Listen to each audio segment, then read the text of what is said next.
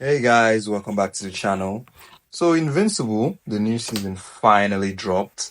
At least I think Amazon is not going to do their season splitting nonsense they did last time. That thing totally killed like the ginger and hype. That season honestly was not memorable at all. Like it was okay. It wasn't terrible or anything, but it just didn't really like blow my mind like how season one did. So I really was hoping that they were gonna go crazy with this season, and it looks like they're off to a flying start. The animation is better. You could still use some polishing here and there, but I think that the animation is not way better, but I think it's better than season two. So I'm not doing an episode by episode analysis. I don't really do that. Nah, there's a lot of other channels that would have already covered that time and tonight already. So I just want to talk about I like to just have a conversation with you guys. I just wanted to talk about the characters and general story of what I'm getting from the story. What my thoughts are on these first few episodes, and also yes, I'll be talking about the Cecil and Mark incident. I'll let you know my stance on it and everything. So let's talk about.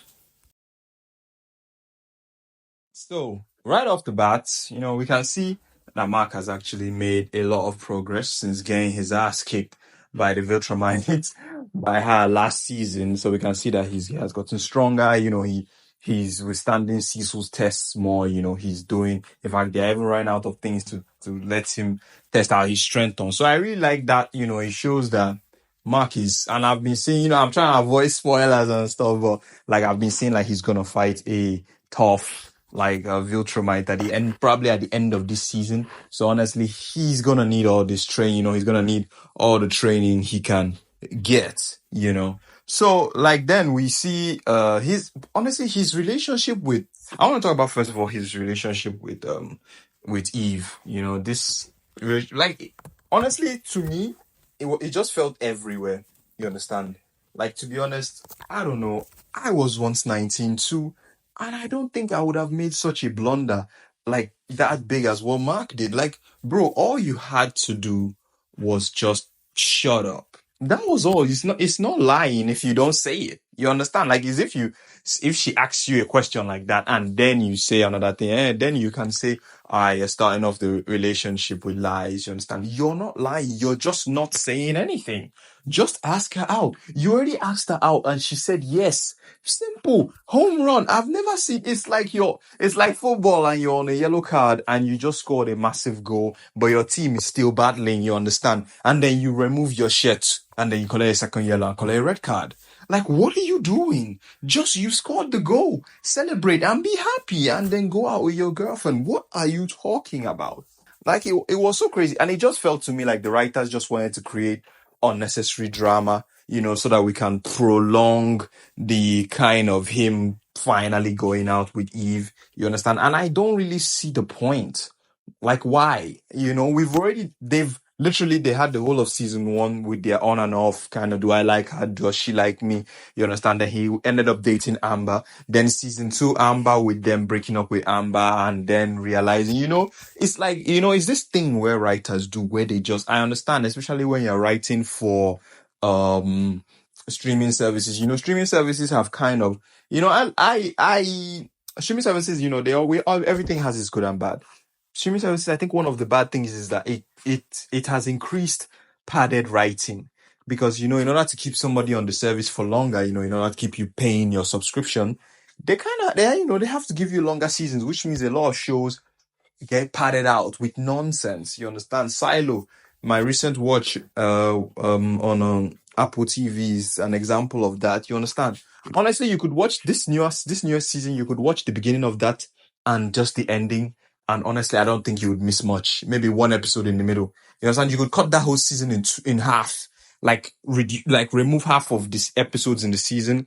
And I genuinely think you won't miss much. You won't really miss any. I think you'll still get the core story and everything, and you'll still be engaged. You understand? That's the problem because they have to keep you. If they just give you all that, it means it's going to finish sooner, and it means you're going to be looking for a lot. Let's be honest, a lot of wars on streaming services we will never watch them a lot of that is just so that the streaming service can look like it has a lot of content, when in fact, the amount of content it has that actually interests you is like minimal, to be honest. So, they have to pad it out. I get it. But that has created a lot of nonsense content in these shows. You understand? Like that writing right there was no need for that. All that scene had to be was him being awkward at first, you understand? And then he eventually mans up, finds his courage, and asks her out. And then she agreed. And then we keep it moving. We continue on from there. You understand? I feel if they wanted to go that route, maybe instead of having him say some dumb stuff like that, why not just have him say something? I'm sorry, why not just have Eve say something like, maybe I was just dating Rex not too long ago. You understand? So how about you allow me think about it? You understand?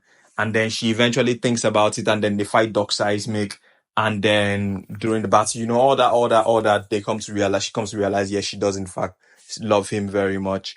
Maybe he's in danger, and she also helps saving him. You understand? Something like that, and then they kiss, and then they start dating. You understand? Doesn't that seem like a better? Because that whole thing just made him look stupid. Like for real, it just made him look fucking stupid. But hey, it's not a bad thing. It's just one of the things that just annoyed me in that part. I was like, why would you say that?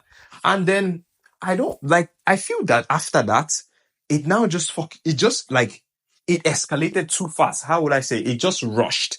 I think they now rushed, like they themselves got tired of writing that whole part and then just rushed it. Like it's crazy because I feel after that whole scene, like what they were trying to do was maybe have her, because she said let her think about it. But then I think was it the next episode or something? They just, while they were on at his house, they just kissed.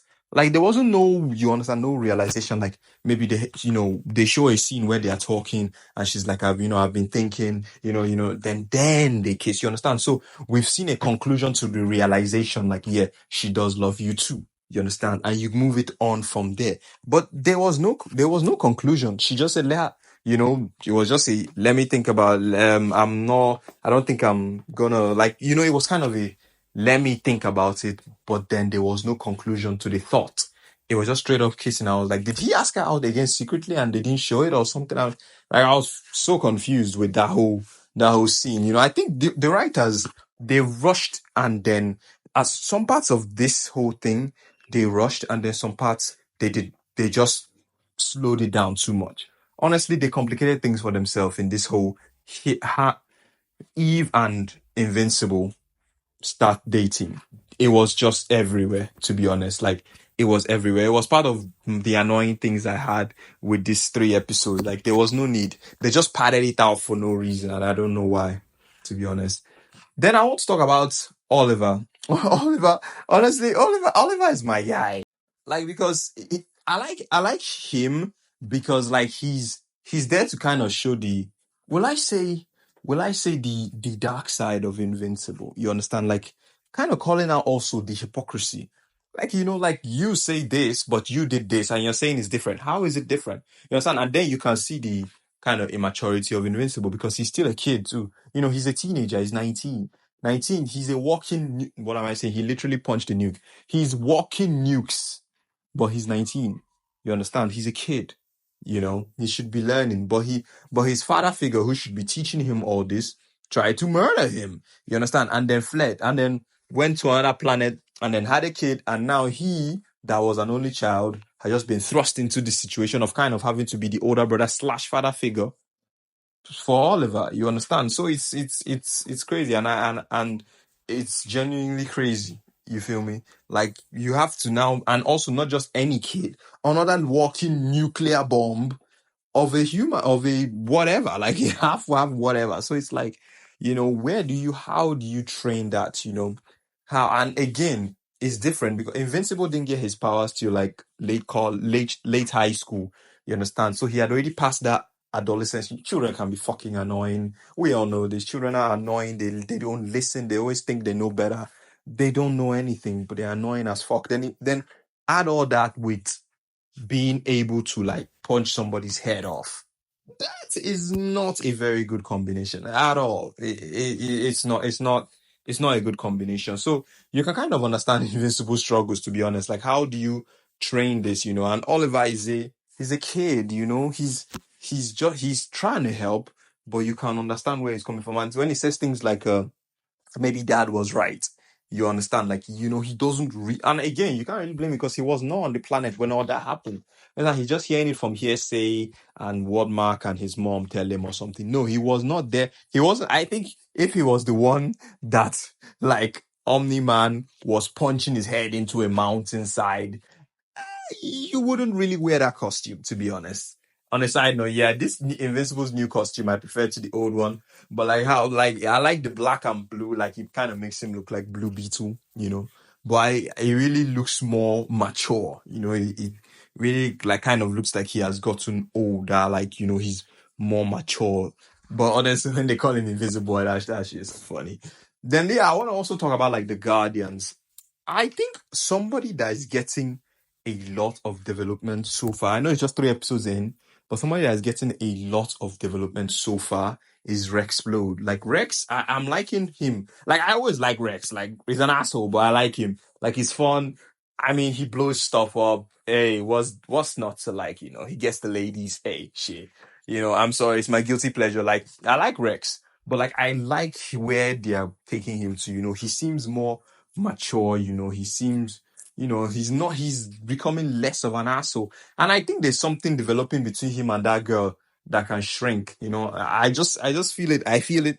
It's just, I can feel a little bit of chemistry, the way they hugged and she's actually smiling with him. I'm like, oh shit, okay. What's going on here? You can feel it. So I like how he's becoming also more mature because you gotta understand him too. A lot of them he became heroes since they were kids. You understand? Like he said, he was sold to the government to become an experiment. You understand? He has no, his parent figure was scientists cutting him open and piecing him back together. So, I think we can kind of just pity him a little that he's so fucked up. You understand? So yeah, I like where they are going with his character, and I really want to see more of that. The rest of the league is looking very well developed. I mean, in that beginning scene where they were being the stuffings out of Rex, when Multi-Paw came, and it was like, you were trying to kill me, so I've killed for less. Like that, like Rex, I know we're continuing to think of him getting the shit beat out of him, but that was so hilarious. So the league is back together, but then they split again with what happened between Cecil and Mark. Let's talk about that. Honestly, right off the bat, I'm Team Cecil. I'm gonna be honest. I am Team Cecil. I am not a child and I am not moved that much by sentiment. No, man. I'm sorry. This is not even like a, okay, you can say Batman's own contingencies, which are also wise for the Justice League, but if they've not done anything to warrant that, but still he still did it. Yeah. This one, brother, your father literally nearly bashing your head in, then killed thousands in Chicago, then said that he was like he's coming from an empire conquering people, and I don't understand. And also I think another thing that adds to that is that I like how they showed Cecil's flashbacks. You can see where he's coming from, and I think it also makes this scene more impactful. I love that. I love it. Absolutely love it because it adds to it. Like he was once like you. And honestly, when we're younger, we're all you know, more idealistic. That's how it is. The older you get, the more jaded you get, the more stuck in your ways you get, you understand? I'm still in my early 20s, so I can understand a lot of Invincible. I always love to be optimistic. I always love, you want to be believed and stuff, but you can understand where an older gentleman is coming from. After seeing all this, and then we see the past, that he's the one. He knew that Nolan was lying about coming for peace and all that bullshit he was saying. Like, come on, man. It's a lie. Shoot, nah, you ain't come to protect us. But then he said that he was gonna, start looking for contingencies and stuff. But all the years and decades he was here, he couldn't find anything. So eventually he just had to, trust in Omni-Man that he wasn't going to take over the world or do some horrible stuff. And then what happened? It turned out he was right to not trust him at first. He was right to be finding a contingency against him because he wants to conquer the world and he did all that. So then you can imagine him that's just, he saved so many thousands in that place that burned his body. That's why he has the scar on that nearly killed him, that they had to regraft his whole skin and just leave. He said they should leave that part as a as a memento to remember them. Do you know how many died? Was it 16 or 17? And that shit hurts him so much. You understand? Then imagine all those thousands in Chicago when it was him who decided to trust this guy. So you can understand where he's coming from, bro. I'm sorry. I would put that thing in your head too. If I can even find a way to put it in your brother's head, I will. I'm sorry. I'm just being pragmatic here. It's the truth. Should I have told you? Maybe. But if I tell you, would you have agreed? You understand? Now it's a different thing. You that doesn't want to calm down and listen to me and let's talk about it here. You would have agreed for me to put something that can weaken you and nearly kill you in your neck. Of course not. Now I wouldn't agree too. So that's why you don't tell people about contingencies. That's why they are contingencies. If you know about it, if you're ever under mind control or if you even change. And I mean, bro, okay, I mean, Cecil doesn't know that, but bro, we've seen in a lot of those multiverses you are in. You do become a bad guy. Not eventually, but you do become a bad guy with your father. You understand? So it's not beyond the realm of possibilities. I'm not saying you will, but I'm saying it's possible.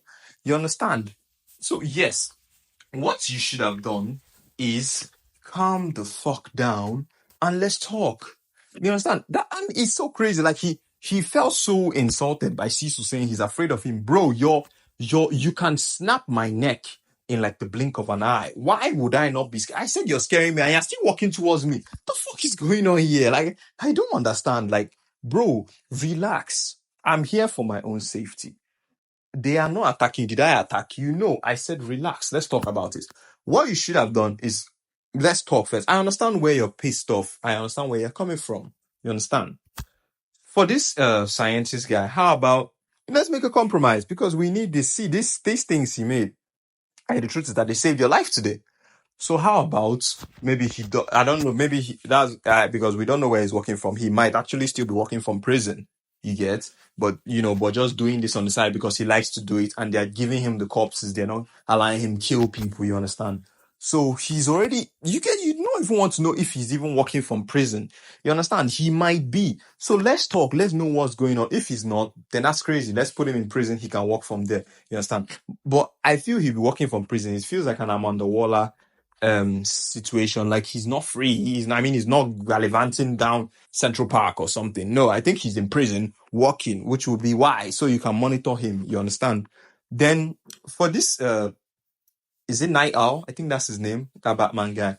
Yeah, bro, your dad that you are kind of doing, I'm not saying you're forgiving him, but you're kind of doing like, if he ever decides to, you can forgive him, later down the road. But you cannot now forgive this person. So what's the point? You understand? What's the point of not killing these villains? Is it not that the point is that they can change? People change. You understand? People can change for the worse and people can change for the best. Is that not the point of actually of not killing them, just sending them to prison? You understand? So you won't even give him a chance. Doesn't that make you a hypocrite? You understand? And you don't even want to hear anybody's side of it unless they are agreeing with you. That's awful how dictators start. You understand? You want sycophants and yes men around you, and that's crazy. You get me? So it was so annoying, like, because it was like, calm down, relax. And literally you said, I'm not the one that's going to get hurt and all that. I'm like, bro, I thought you said you were not threatening me. Like, I thought you said, like, what are you talking about? Like, you don't even see the irony. You get me? Like, I like when Caesar said, man, stop being dramatic, man. I'm not trying to kill you. I'm trying for you to calm down. But you can understand where Mark is coming from, He's pissed off about all that. But Cecil should have understood. He's a child, bro. You're trying to talk to a 19-year-old child. He's not going to listen to anything you're saying. He always wants to be right. Especially when he has the power to make things right, how he feels, you understand? He's not really going to listen to you. Yeah, I'm sorry. Cecil was put between a rock and a hard place.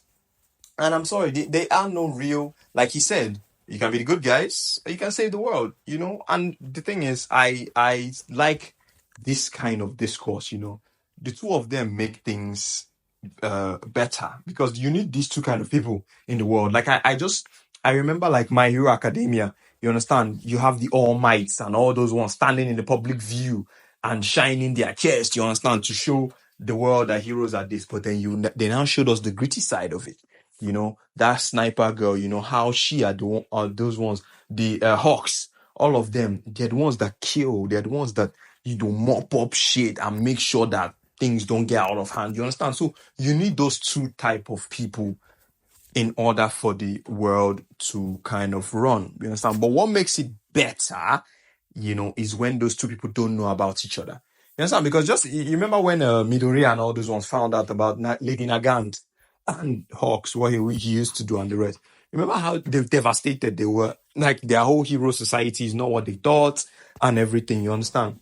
That's how it is. That's how it is. You shouldn't. That's why heroes heroes can work for the government, but I don't think they should be too close to the government. You understand? It should be like an aid, like how it is in My Hero Academia. Like you have your own agencies and do what you want, but you be paid by the government, so you don't have to suffer and you can take contracts for yourself. You understand? Like it can. You say that's why it's same thing with Civil War. That's what I feel. I'm kind of a middle ground. You understand? Not fully anyway, because I think that's the best way it runs. Because when two of you it's like you guess, like what that guy said in Battlestar Galactica, he's kind of like that. Like that's why you have police and soldiers. The soldiers shouldn't police the people, and then police is not meant to go and fight wars. You understand? That's why you have those two people. I do not think Invincible and this guy are all entirely wrong. I'm more in Cecil's camp, but I can understand where Invincible is coming from. You understand? But honestly, then also when you're now putting him there when he lands in Guardian HQ, exactly like the way he looks, without even getting anything explained to you, how does he look? Your guy is literally having his brains blown up, like screaming in pain. And this guy is telling you to back off. Like, me too, I'll help him. Like, ask questions later. What's going on, my G? What's up? You understand? So you can understand where I don't even blame the Guardians at all. I understand where they're coming from. And Rudy, I get you, man. I get you. I like how that guy looks at him and say, you smart man. He said, hey man, it's better to place your bets with the walking nuke. I might need him. And I think, if I remember, some years back, I saw a clip, or was that a panel from the comics that Rudy later becomes crazy, or is yeah, I wanted to say some extra stuff I remember seeing, but I don't want no spoilers. But yeah, like so it's he's smart. He's smart. Do you place your bet with the guy that might be able to control the walking nuke, or do you place your bets with the walking nuke? I think I place my bets with the walking nuke. Get on his good side. You get that's the thing because him too. That's why he's unlike the rest. Rexplode and Monster Guy and the rest. He's not going with Mark because of sentiment. No, fuck no. Like he knows, I'm sure in his mind that Cecil is kind of right. Like based on the facts available to us and what his dad did, it's wise to kind of put a failsafe in his brain. It's wise. Yeah, I mean, it's just wise. But he's not gonna say that, so you just stay quiet and go with the flow and see how it goes. So yeah, like I really like all the other like intricacies of the story. Eve going back to her family. Her having to learn architecture because I'm like, yo, you control atoms. Like, there's so much more you can do with that than what you actually do. Like you're a bit too weak for somebody that is that powerful, that should be that powerful. So I feel yeah, you need to learn some more stuff. Then the Guardians splitting up. So we're probably going to be seeing two teams operating with each other. Oliver is kind of an insane small boy. But hey, I mean when you're a nuke and you're tiny, your childish brain, and him, his suit being Omni-Man's own inspired, it's like crazy work though. Not even too long ago, that guy was splattering people to the ground in Chicago. That's crazy. So yeah, like I can't wait for episode 4. I want to see more of it. I want to see more. Hey, sorry, Mola twins. Damn, it was crazy seeing that guy surrendering, like, oh, and his mouse couldn't even move and just punched his brain. That was crazy. So yeah, man, I want to see more episodes of Invincible. Yeah, I'm enjoying it so far. It's so nice. Honestly, some of the animation, yeah, we're gonna just talk about that a little. Like, yeah, it's still. I don't know why. I don't know why a lot of Western animation. It's like it's still kind of prevalent in Western society. Like they think animation cannot be like, beautiful. Like you understand, like you put a lot of money and time into it. I just feel they still think it's childish. I don't know why. Like that's why we have all these live actions. Like they cannot just leave something. Art is just a medium. You understand? If you feel your story will do better in art form, you draw it. If you feel it to do better in 3D, you do that. If you feel it to do better in live action based on how much money you have, then you do that. It's not like it's like you understand, because I'm like, why do you have Amazon, you have 1 billion to put in that nonsense called Rings of Power, but then to put some good money in Invincible, that is one of your most if not your most popular. It and the boys are like kind of Amazon's most popular. Expanse ended since, so these two are like your go-to, your most popular stuff. Why would you not put a fuck ton of money into this? Like, I mean, the animation should be crisp, flowing, fluid. You understand? You could even give it some of that Castlevania kind of treatment. You understand? Make it more dynamic. Make the art looks just blocky. You understand? It just looks simple drawings, like straight lines and the rest. You could give it that Invincible, give them green, give them more dimensions. You understand? Like I don't know why. Like it's just like, hey, hand it out, hand it out, and then you take years to drop seasons, and then it's still just like this. Like I don't get it. So, but anyway, apart from that, man, the show is starting off to a nice place, and I can't wait to watch more episodes. So, what are your thoughts on the season so far, guys? Thanks for watching.